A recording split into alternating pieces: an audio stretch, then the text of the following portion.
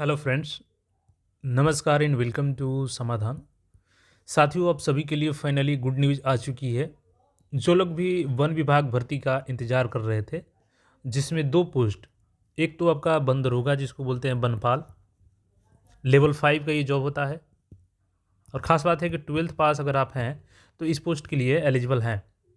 दूसरी जो पोस्ट है वो फॉरेस्ट गार्ड की होती है, यानी कि वनरक्षी की। इसको वनरक्षी फॉरेस्ट गार्ड बोलते हैं और इसको वनपाल फॉरेस्टर बोला जाता है। ये लेवल 5 का है, ठीक है। दोनों का पोस्ट देखिएगा तो वनरक्षक का 1816 पोस्ट है और वनपाल का यहाँ पे 188 पोस्ट है और 12th पास होनी चाहिए। लेवल 5 का ये जॉब है। दूसरी चीज़ ये है कि यहाँ पे एज में आपको रिलैक्सेशन मिलने जा रहा है, लगभग 5 ईयर प्लस का, यानी कि 5 सालों के यहाँ पे एज में छूट मिलने जा रहा है। तो एवरीथिंग इस भर्ती के बारे में हम लोग सारा चीज़ क्लियर करने वाले हैं। और देखिए, इस वैकेंसी की योग्यता सब चीज़ जानेंगे हम, लेकिन इससे पहले आपको बता दें कि जो ये 188 पोस्ट है ना लेवल 5 का, इसका रोस्टर ऑलरेडी क्लियर हो चुका है और ये सचिवालय से जल्द ही आपको संबंधित जो आयोग सीएसबीसी है, सीएसबीसी को ट्रांसफ़र कर दी जाएगी। फिर सीएसबीसी इस पे नोटिफिकेशन रिलीज़ करेगी। और वनरक्षी का इसका 1816 पोस्ट का रोस्टर ऑलरेडी कंप्लीट हो चुका है और इसका भी रोस्टर सीएसबीसी को जाएगा और यहाँ से दोनों वैकेंसी रिलीज़ की जाएगी। अब वैकेंसी आखिर आएगी कब, तो इस मुद्दे पर हम लोग बात करने से पहले एक बार देख लेते हैं ब्रीफ में क्वालिफिकेशन और आगे की इसकी प्रक्रिया, एज में कितना छूट मिल रहा है। देखिए, ये 2020 में वैकेंसी आई थी और लेवल 5 की है। उस समय 236 पोस्ट पे आई थी, लेकिन इस पर कितना है 188, एग्जैक्ट 188 पद आएगा आपका, याद रखिएगा। और इसमें एज लिमिट हम लोग बात कर लेते हैं।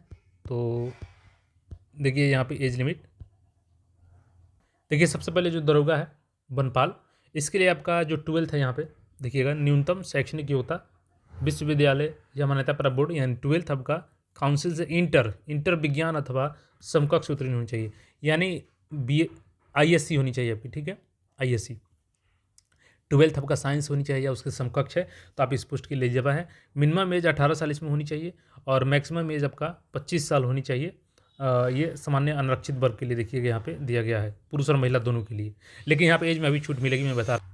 देखिए यहाँ पे आपका जो पिछड़ा वर्ग और अत्यंत पिछड़ा वर्ग है, इसके पुरुष महिला मैक्सिमम 27 साल तक अप्लाई कर सकते हैं और अनुसूचित जनजाति के पुरुष महिला 30 साल तक कर सकते हैं। और ये दोनों में है, वनपाल के लिए भी है, वनरक्षित दोनों के लिए। मैं ये बता रहा हूँ अभी जो कॉमन चीज़ें हैं, क्वालिफिकेशन केवल छोड़ करके। क्वालिफिकेशन में साइंस चाहिए आपका वनपाल में, जबकि उसमें केवल 12th आप पास किए हैं वनरक्षी में। ये जो 1816 सीट है किसी भी स्ट्रीम से, तो उसके लिए एलिजिबल हैं। बस कंडीशन यहाँ पे है कि 188 पद के लिए आपको साइंस चाहिए, बाकी एज लिमिट सबके लिए सेम है।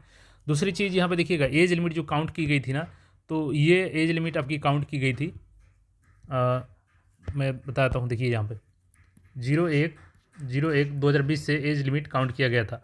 तो इस बार आपका 5 साल यहाँ पे एज में रिलैक्सेशन मिलेगा सभी कैटेगरी में।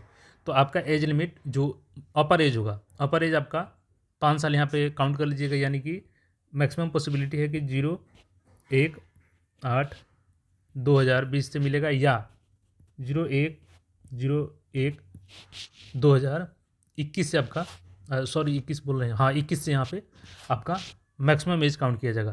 तो दोनों में याद रखेंगे, या तो 2021 से आपका मिनिमम एज काउंट किया जाएगा 1/1/2021, या 1/8/2020 से आपका मैक्सिमम एज काउंट किया जाएगा। मिनिमम एज आपका 01/01/2026 से काउंट की जाने की पूरी संभावना है। देखिए यहाँ पर हाइट के बारे में बता दें तो दोनों के लिए कॉमन हाइट देखिएगा, दोनों के लिए मैं सेम बता रहा हूँ। न्यूनतम ऊंचाई आपका देखिएगा, तो यहाँ पे अनुसूचित जाति जनजाति से है तो 160 सेंटीमीटर, बाकी अन्य कैटेगरी से है तो 165। यहाँ पे चेस्ट है 79 है SC/ST में, और यहाँ पे 81 है। फुलाना है 5 सेंटीमीटर दोनों को। पैदल चलने की क्षमता इसमें तो 4 घंटे में 25 किलोमीटर, और यहाँ भी 4 किलोमीटर 25 किलोमीटर। महिलाओं का देखिएगा तो अनुसूचित जाति जनजाति के 155 सेंटीमीटर दिया गया है और अन्य का 160 सेंटीमीटर दिया गया है। पैदल चलने के लिए यहाँ पे 14 किलोमीटर है 4 घंटा में, यहाँ भी 14 किलोमीटर है 4 घंटा। अब देखिए यहाँ पे प्रश्न की बात करें हम लोग परीक्षा की, तो यहाँ पे आपका प्रश्न पत्र 2 घंटे में एक प्रश्न पत्र होगा, 4 भाग में टोटल 100 प्रश्न रहेगा। ये किसके लिए, तो वनपाल वन दरोगा के लिए। इसमें आपको एक सही उत्तर के लिए 4 अंक दिया जाएगा। टोटल 400 अंकों की परीक्षा होगी। 15 प्रश्न आपके सामान्य ज्ञान से पूछा जाएगा, 15 प्रश्न आपके तार्किक कौशल से, और 50 प्रश्न आपका भौतिकी, रसायन शास्त्र, जीव विज्ञान अथवा गणित पर आधारित होंगे। जीव विज्ञान या गणित में से किसी एक सब्जेक्ट को आपको चुनना रहेगा। ठीक है, भाग 4 में देखिएगा तो 20 प्रश्न रहेगा और 10 प्रश्न हिंदी भाषा ज्ञान से तथा 10 भाषा अंग्रेजी के ज्ञान से रहेगा। तो ये आपका यहाँ पे पाठ्यक्रम हो गया।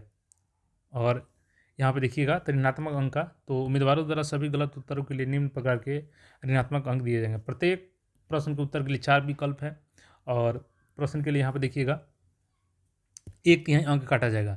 ठीक है, तो निगेटिव भी हार्ड है इसमें। और जो वनरक्षी है उसका एक बार सिलेबस दिखा देता हूँ। तो जो वनरक्षी यानी सिपाही एक तरीके से है वनरक्षी, तो जिसमें 18-16 सीट है, उसके लिए देखिएगा तो 100 प्रश्न 4 अंकों का 400 अंकों का टोटल पेपर होगा।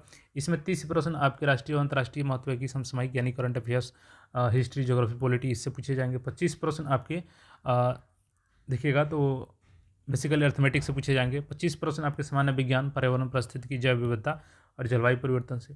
उसके बाद से भाग 4 का होगा हिंदी भाषा में अपने विचारों को प्रकट करने के लिए, तो हिंदी भाषा का यहाँ पे टेस्ट दिया जाएगा। तो ये हो गया, यहाँ भी 1/3 नेगेटिव है आपको गलत उत्तर के लिए। तो दोनों का सिलेबस आपने जान लिया। अब बात रही वैकेंसी के बाजी की, तो देखिए रोस्टर में कोई दिक्कत नहीं है, अब रोस्टर ऑलरेडी कंप्लीट हो चुकी है। बहुत जल्द आपका सचिवालय से आपका जो रोस्टर है वो चली जाएगी CSBC को, और CSBC बात करें कब जारी करेगी, तो इस मंथ के एंड तक आपको नोटिफिकेशन देखने को मिल सकता है। अगर डिले भी हुआ रोस्टर भेजने में तो ये जनवरी क्रॉस नहीं करेगा फर्स्ट वीक। ठीक है, तो आप लोग अच्छे से तैयारी में लग जाएं।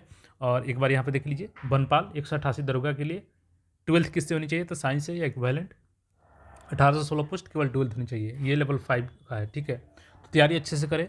बाकी आपका जो भी क्वेरी हो कमेंट करके बता सकते हैं, और मिलते हैं फिर नए अपडेट में। चैनल को सब्सक्राइब करके जुड़े रहें।